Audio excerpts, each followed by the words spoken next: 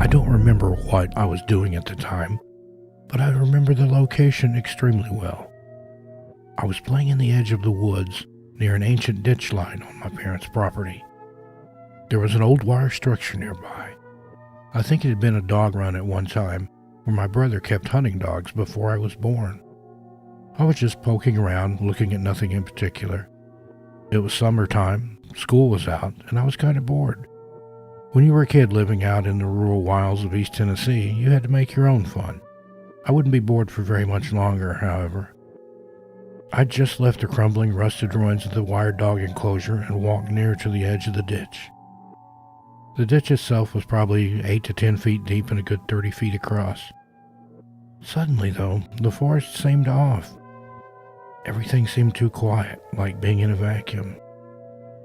I stood still, trying to figure out what was going on. I glanced up toward the crest of the small hill just before it dropped into the ditch, and then all hell broke loose. Looking back, the only way I can describe it is that it looked like some large animal had come up out of the ditch and was running toward me, kicking up leaves in its wake. The truly frightening part being that whatever was kicking the leaves a foot into the air was completely invisible.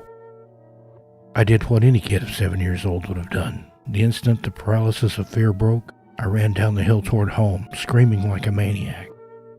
I was making so much noise that my mother heard me coming down the hill and was actually waiting for me on the back porch when I arrived. I was out of breath, a shaking, sobbing mess. It was several minutes before I could gather myself and calm down enough to answer all the questions my now distraught mother was firing at me. I tried my best to explain what I'd witnessed and what I hadn't seen. That was the part that scared me the most. She held me close and took me inside the house to further help me calm down and stay that way. For as soon as I would start recounting the tale, I would once again begin to panic. That's how truly frightened I was. She promised we'd sort it all out as soon as my father got home, and even call my brother and ask him to stop by after work. When my father came home, my brother arrived about the same time.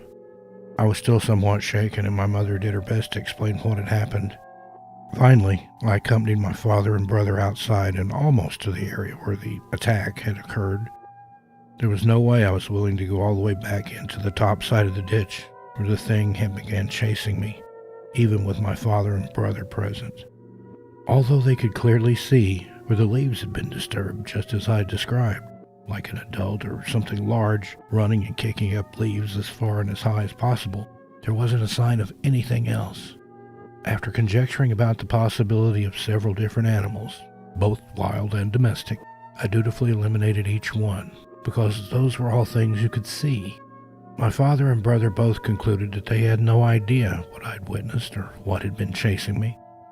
They believed me, though, due to the fact that I wouldn't have been able to fake being scared that genuinely, and also because they had both had their own inexplicable encounters in the woods on other occasions.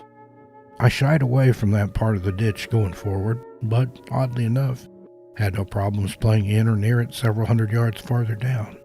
On the rare occasions when I did visit the part close to where I'd had my encounter, I made sure I wasn't alone. A couple of times, I even enlisted the help of my best friend John. Sort of using each other for bait, one would stand near where I had the encounter while the other hid a short distance down the hill behind a tree.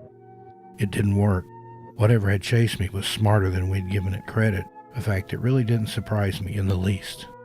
I sort of forgot about the encounter, although ignored is probably a more descriptive word, and just stayed away from the upper portion of the ditch line when alone.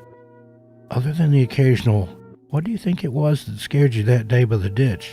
from my father, I didn't think much about it after the initial nightmares faded. Flash forward 8 years. I'm 15 years old at this point, a much more accomplished woodsman, and it takes a lot to scare me now. We'd sold the property there where I grew up and were preparing to move to a new split-level house we'd had custom built a few miles away. I spent the last few days wistfully exploring my childhood haunts one last time, knowing I would, perhaps, never again be able to visit under the same circumstance. I was sort of chuckling to myself as I walked up to the area of the ditch, remembering the sheer terror I'd experienced as a child.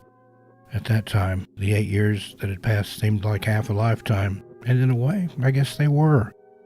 I mounted the top edge of the ditch and peered down inside, wondering what on earth I'd witnessed all those years ago when I heard a familiar noise, the sound of running in the leaves. I looked down into the ditch and saw the exact same circumstance I'd witnessed years before. The leaves were being kicked to and fro by something headed straight for me. I moved away from the ditch and started down the hill, not quite running yet, when whatever it was came out of the ditch and continued speeding toward me in the leaves. I broke into a run. At least I didn't scream and cry this time. This was my last visit to the ditch. We moved into our new house about a month later. Flash forward a few more years, I was at a party with a friend after work. It was one of those parties where I only knew the person I was with and didn't know any of the other people in attendance. A few of the girls in attendance at the party had found a Ouija board behind the host's sofa and had received her somewhat reluctant permission to play with it. If memory serves correct, there were 4 girls working the board, while the rest of the room was encouraged to ask questions. When it came around my turn to ask the mystifying oracle a question, I had a doozy. What scared me as a child? I asked, offering no additional information whatsoever in regards to the incident to which I was referring. Amazingly, slowly, the planchette began to move across the board, and it spelled out 2 words: WATERSPRITE.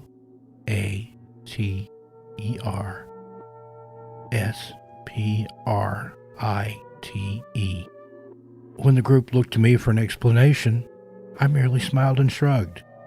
They jokingly said maybe it was thirsty and wanted a drink. The next day, I went to the library. This was at least a decade prior to the advent of the internet, and with the assistance of the reference librarian, looked up everything I could find regarding water sprites or water spirits. It turns out they are a mythological entity, an elemental earth spirit, if you will. These water guardians, also known as naiads, are said to be found around streams. Interestingly enough, my incident happened not more than 100 yards from an area where no less than 7 natural springs flow out of a hillside and combine into one, then flow into the nearby lake. Had I chanced upon some strange place that was sacred to the fae or fairy folk? If so, how come no one else was chased away by the sprite?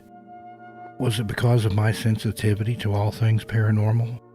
The original incident had happened only about a year or so after my experience with a full-bodied apparition of a toddler not too far away. The mind boggles. Another theory I've entertained is due to the ditch having been the road through the area some decades prior. Was the ghost of a murdered Revolutionary War or Civil War soldier doomed to protect an area near the stream over and over for the rest of eternity? A few years prior, my father and brother had found a broken Civil War-era bayonet near the creeks while clearing brush, and East Tennessee is known to be dotted with sites of smaller skirmishes in addition to some of the larger battles. And yet a third theory surfaced while talking to a family friend who was a bona fide treasure hunter.